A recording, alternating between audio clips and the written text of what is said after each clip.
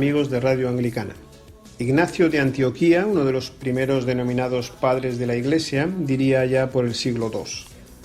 Prestemos atención entonces a acudir juntos frecuentemente para dar gracias a Dios y alabarle, porque cuando venimos frecuentemente juntos al mismo lugar, el poder de Satanás es destruido y sus dardos envenenados retroceden sin poder. Como vemos, ya desde los primeros tiempos de la Iglesia se anima a los cristianos a congregarse como comunidad o como asamblea de creyentes y seguidores de Jesús. Congregarse siempre ha supuesto y supone un esfuerzo. Incluso han habido épocas en la historia en las que el mero hecho de juntarse con otros creyentes era una actividad de riesgo, y lo sigue siendo hoy, tristemente, en algunos lugares del mundo. Sin embargo, vemos cómo a lo largo de toda la Escritura encontramos esta exhortación a buscar el estar juntos, el compartir espacio y escuchar la palabra, orar y alabar a Dios en comunidad. Uno de los textos más conocidos en el Nuevo Testamento lo encontramos en la carta a los Hebreos, capítulo 10 y versículo 25, que dice lo siguiente: que nadie deje de asistir a las reuniones de su iglesia como algunos tienen por costumbre. Al contrario, animaos unos a otros, tanto más cuando estáis viendo que se está acercando el día. Que nadie deje de asistir a las reuniones de su iglesia, no dejando de congregarnos, traduce la versión Reina Valera. Añade también, como algunos tienen por costumbre. Es decir, habría creyentes que relativizarían la importancia de asistir a la iglesia, como los hay hoy en día también, y piensan que podrían vivir un cristianismo sin iglesia, pero esto es falso. El cristiano es un ser comunitario o no puede considerarse como tal un discípulo de Jesús.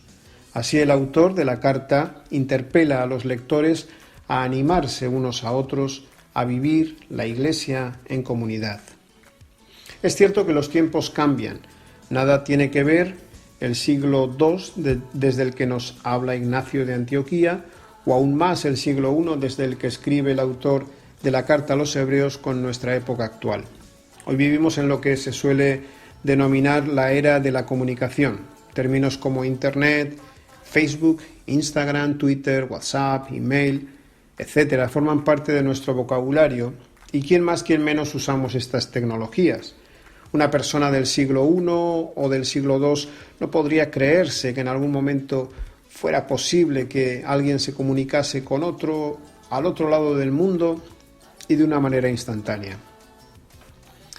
Aún más, este tiempo de pandemia y confinamiento nos ha hecho valorar más si cabe las muchas ventajas de estas nuevas o ya no tan nuevas tecnologías. Por ejemplo, pudiendo asistir virtualmente en tiempo real a un servicio dominical cuando la única opción que teníamos era la de permanecer en casa. Este mismo ministerio de Radio Anglicana, por cierto tan estratégico y que tanta bendición supone para muchas personas, usa de estas tecnologías. Pero siendo así, el no dejar de asistir a las reuniones de la Iglesia, que leíamos en el texto de Hebreos, sigue en pie. Todas estas herramientas son ayudas maravillosas, pero como complemento, no como sustitución de la reunión física y presencial con nuestros hermanos. Porque hay un algo en la esfera espiritual que se produce cuando nos congregamos como comunidad, como iglesia, que no se produce de otra manera. El poder de Satanás es destruido, leíamos en el texto de Ignacio de Antioquía.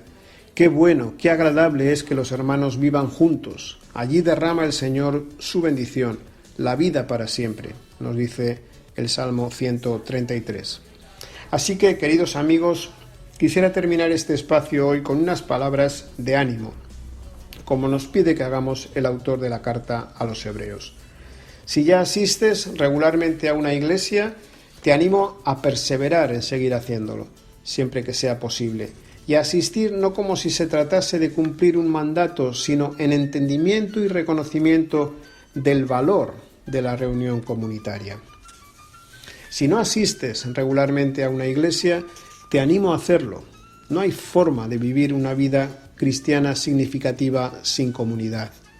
Busca una, pero no te guíes por su tamaño o por su aspecto externo, pide a Dios que te dirija a una comunidad en la que seas acogido de verdad, tal y como eres, en la que seas respetado y puedas sentirte participante, no solo espectador, y puedas aportar con tus capacidades, que seguro que las tienes, al bien común.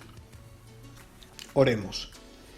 Señor, te damos gracias porque prometes que siempre estás con nosotros, pero también porque con tu ejemplo, durante tu tiempo en esta tierra nos enseñaste el valor insustituible de la comunidad. Dios mío, que profundices en nosotros el entendimiento de la riqueza que supone el participar conjuntamente con nuestros hermanos de la oración, la alabanza, el compartir tu palabra. Afiánzanos, Señor, en la iglesia que tú nos has puesto, o si todavía no lo has hecho, guíanos hacia aquella que tú tienes para nosotros. Y pon en nosotros el deseo de recibir, pero también de entregarnos, de dar y de darnos para el bien de tu pueblo y para contribuir a proclamar tu evangelio y construir tu reino a través de una comunidad en la que se vivan relaciones interpersonales basadas en el amor, el perdón, el ánimo mutuo, la reconciliación. Todo aquello que aprendemos de ti te pedimos nos ayudes a hacer realidad en nuestra vida y en la comunidad en la que tú nos has puesto. En el nombre de Jesús te lo pedimos. Amén. Queridos amigos, que la gracia y la paz de Jesús el Señor estén con todos nosotros.